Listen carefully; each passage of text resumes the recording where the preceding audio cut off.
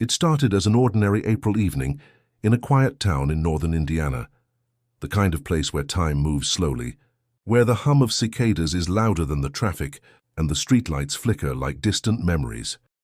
But on that night, a 16-year-old girl named Emily Parker walked out of her home and disappeared. She left behind a note that said nothing, her phone on the dresser still charging, her jacket on the chair by the door. At first, her mother thought she had gone for a short walk. Emily often did that when she needed space. But when midnight came and her bed was still empty, the silence in the house turned into something darker. By morning, the police were at the door. Volunteers gathered at the local church. Search teams combed the woods with flashlights and dogs, calling her name into the echoing trees. "Emily! Emily, can you hear us?" The wind was their only answer. Every day brought new leads, all dead ends. The local news ran her photo every hour. Brown hair, hazel eyes, a small silver cross around her neck. 10 days passed. 10 long, unbearable days. People whispered theories. Some said she ran away. Others feared the worst. But her mother, Laura Parker, refused to believe her daughter was gone forever. "I can feel she's alive," she told reporters, her voice trembling. "I can feel it in my heart." And then, on the 10th night, it happened. At 3:47 a.m., a clerk at a gas station 30 miles away called 911. A barefoot girl had walked in from the rain, drenched, shivering, whispering only one sentence: "Please, call my mom." When police arrived, they were stunned. It was Emily. Her body was weak. Her hands were scratched and bruised. Her clothes smelled of earth and pine and something else, something ancient, almost like incense. But her eyes were different. They were calm, still, as if she had seen something no one else could understand. At the hospital, Emily barely spoke for hours. Doctors said she had mild dehydration, minor injuries, no signs of assault. But what troubled them most was how she would stare out the window, lost in thought, her lips moving silently, as if in prayer. When her mother entered the room, Emily's eyes filled with tears. Laura ran to her and held her so tight, afraid that if she let go, her daughter might vanish again. "Where were you?" she whispered. Emily paused. Her voice cracked. "Mom, I saw him." At first, everyone thought she meant a man. But when Emily spoke again, the room grew still. She told them that on the night she disappeared, she had gone into the woods behind their house. She hadn't planned to run away forever, just to escape for a while. "I felt invisible," she said. "I was tired of pretending I was fine when I wasn't. I thought maybe if I disappeared, no one would notice." She walked deep into the forest until her phone battery died. Rain began to fall. The darkness grew heavier, the wind colder. She realized she was lost. "I screamed for help," she said, but no one came. Hours passed. The rain turned to a downpour. She slipped, fell into the mud, shivering and crying. And there, in the middle of that storm, she prayed for the first time in years.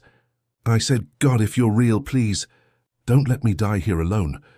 Lightning flashed across the sky, so bright she had to close her eyes. And when she opened them, everything was silent. The rain had stopped. The forest glowed faintly, as if the moon itself had descended among the trees. And standing just ahead of her was a figure, tall, radiant, dressed in white. His face was calm, his presence warm. "He didn't scare me," Emily said. "I didn't have to ask who he was. I just knew." The man knelt beside her. His eyes were filled with light, yet gentle, like the first sunrise after a long night. He reached out his hand and said only one word: "Come." Emily said that as soon as he touched her, her body felt weightless. Her pain, her fear, the cold, gone. She felt as if her soul had been washed clean. "He told me I was never truly lost," she said, "that I had just forgotten the way back." For what felt like days, she walked with him through the forest, not on paths she knew, but through places that didn't seem to exist before. They spoke about her life, her fears, her doubts. He told her things about her past no one could have known. He said, "You think you're unseen, but I've watched every tear. You think you're unworthy, but I never stopped loving you." And then, just as suddenly as it began, it ended. Emily woke up lying on the edge of the forest road, her clothes damp, but her heart light. The air smelled of rain and wildflowers. In the distance, she saw the faint glow of a gas station sign and started walking toward it. Doctors said it could have been delirium. A survival hallucination, a dream brought on by exhaustion and fear. But Emily's family knew better. The girl who came back was not the same girl who left. She no longer avoided people's eyes. She smiled differently, softly, knowingly, as if carrying a secret that words could never explain. She started attending church again, not out of guilt but out of love. And every time she told her story, she ended it the same way. I thought I was forgotten, but he found me. A year later, Emily spoke at a youth conference. Hundreds of teenagers sat in silence as she shared her experience. Not as a mystery to be solved, but as a miracle to be believed. Sometimes, she said, God lets you get lost, not to punish you, but to meet you where no one else can find you. The crowd wept. Many came forward to pray. Some said they felt something in that room. Peace, warmth, presence. And maybe that's what Emily had felt too, deep in the woods that night. Not a vision, not a dream, but love. Real, living, eternal. Today, Emily still wears the same small silver cross around her neck. It's a reminder not of what she lost, but of who found her. She says the woods no longer scare her. She visits them sometimes just to sit in silence and remember. When asked what she saw in his eyes, she smiles and says, "It wasn't light. It was home." If this story moved you, subscribe to Eternal Echoes for more true encounters that touch the soul.